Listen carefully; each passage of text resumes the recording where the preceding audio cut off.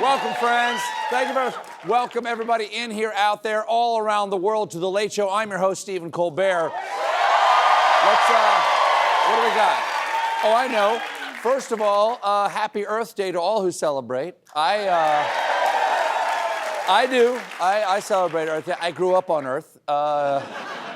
Technically, I still live on Earth, but just for tax purposes.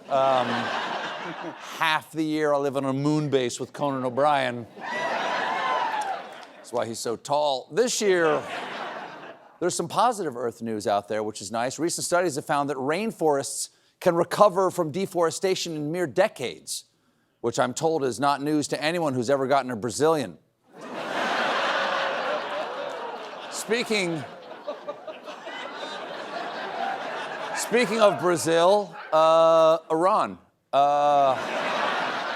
Share a lot of the same letters. Yesterday, Trump announced that he was extending a ceasefire between the United States and Iran hours before it was set to expire. This time, he did not specify an end date.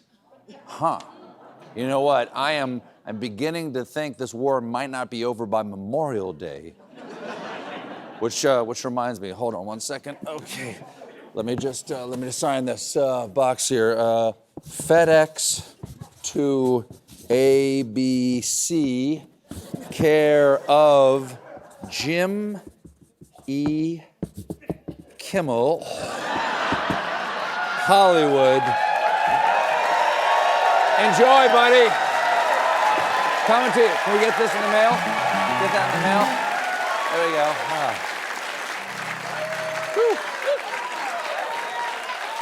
Now, mere hours after Trump's ceasefire extension, Iran seized 2 ships in the Strait of Hormuz, which leads us to the segment that will follow me to my grave. Hormuz news you can use. Iran takes 2s, we in deep doo-doos. The captured ships were 2 cargo vessels named the MSC Francesca and the Epaminondas, which is actually how I pronounce empanadas after a night of drinking. Oh, no, let's get some Epaminondas. Siri, Epaminondas near me. Epaminondas with the green sauce. And she's calling 911 again. One Iranian official explained Trump's ceasefire extension means nothing, adding, the losing side cannot dictate terms. Hey, buddy, we're America. We don't lose wars. We just leave them. Now, Trump was not happy about Iran giving him the Middle East finger. So last night, he rage posted, Iran doesn't want the Strait of Hormuz closed. They want it open so they can make $500 million a day, which is therefore what they're losing if it is closed. They only say they want it closed because I have totally blockaded closed. So they merely want to save face. Sounds like someone just learned what the word blockaded means.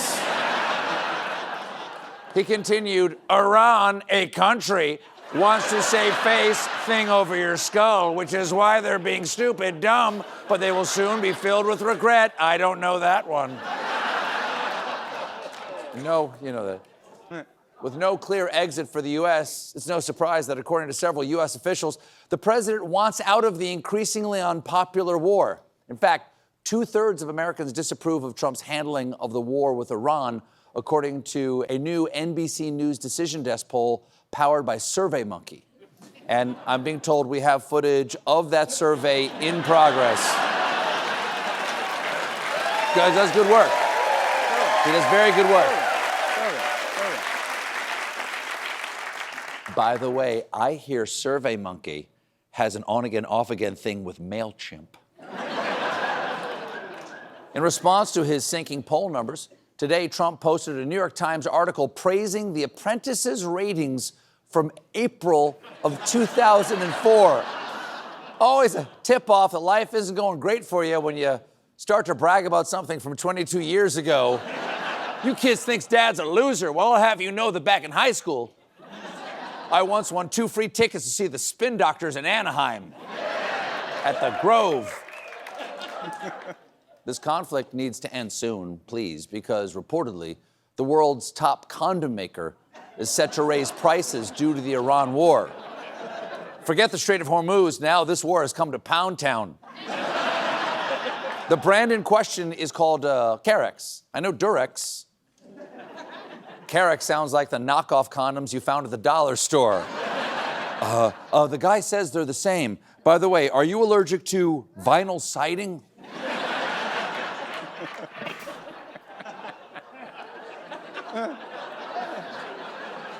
May contain traces of gypsum. Here's what's going on, y'all. The war in Iran has made Carex's raw materials more expensive, so they plan to raise prices by 20 to 30%. Well, we're just going to have to find alternatives to condoms, you know? There's plenty. I remember back in health class, they said you could use a banana peel. I think that's what they said. I know there was a banana on the teacher's desk. I was pretty high. I ate the banana. Carex also supplies prophylactics to global aid programs run by the United Nations. Ah, yes, United Nations brand condoms. You know their slogan. You are the father.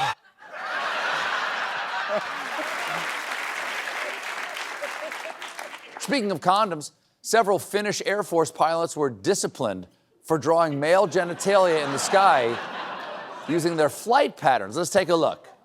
Okay, I see it. Wow, that's great work. Oh, wow. We got a Top Gun there. And one more. Okay. I have notes on that one. Because this looks less like a penis and more a pair of scissors or maybe a cute, skinny mouse. If your penis looks like this, consult a doctor or an exterminator. Should not have a tail. In other weenie news, there's an update on FBI Director Kash Patel. Seen here smelling what he dealt. Last week, The Atlantic published a bombshell article that alleges Patel gets drunk and passes out at work. On Monday, he sued The Atlantic for defamation, and yesterday, he had a chance to defend himself. Can you say definitively that you have not been intoxicated or absent during your tenure as FBI director? I can say unequivocally that I never listen to the fake news mafia. And as when they get louder, it just means I'm doing my job. That's not a no? Sir, have you been drinking tonight? Officer, I can say unequivocally that I am just on the way to pick up my Epaminondas. Order Siri, drive car. By the way, this isn't the first time Patel has had to try to go after someone for saying he parties too hard. Last year, he sued a former FBI official who claimed he had been visible at nightclubs far more than he had been at the Bureau's headquarters. That's ridiculous. I mean, he might have been at nightclubs, but there's no way he's visible. The guy's not tall enough to see over the bar. 1 acorn cap full of alcohol, please. Golly, that's a lot. Someone should really take away the keys to my snail. Patel was also asked about an incident described in the same Atlantic article where he couldn't log into his FBI computer and he panicked, thinking that it meant he had been fired. Can you explain the computer login issue? Just explain the computer login issue. You were not able to log into your lawsuit contends that you were not able to log into the system. What did you think after you were unable to log into the system? Let's have a survey. How many of you people believe that's true?